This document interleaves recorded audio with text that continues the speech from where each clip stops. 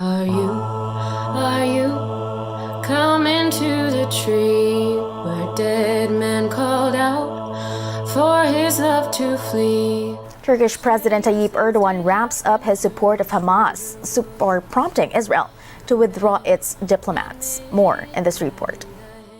At a mass rally in Istanbul Saturday, Turkish President Recep Tayyip Erdogan stepped up his support of Hamas, declaring again that Hamas is not a terrorist organization, but a liberation movement.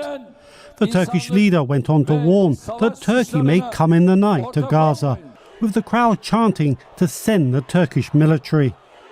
In response to Erdogan's statements, Israel has recalled its diplomats from Turkey, setting back the country's newly restored diplomatic relations.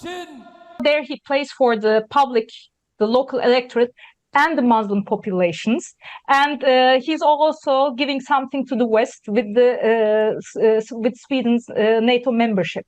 But I don't think that would work that way because he's making very, very fiery statements, bashing the US, bashing Israel. It's going far beyond that. It's advocating Hamas.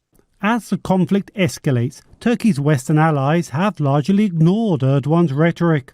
But some experts warn his words of support of Hamas are unlikely to be forgotten. Israel shutting the door for a ceasefire in their waging war against Hamas militants. Prime Minister Benjamin Netanyahu says this is a time for war and Israel will not agree to any truce. For Netanyahu, agreeing to a ceasefire means surrendering to terrorism.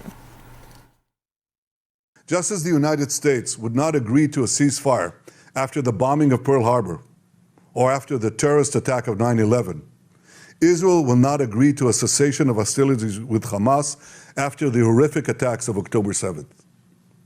Calls for a ceasefire are calls for Israel to surrender to Hamas, to surrender to terrorism, to surrender to barbarism.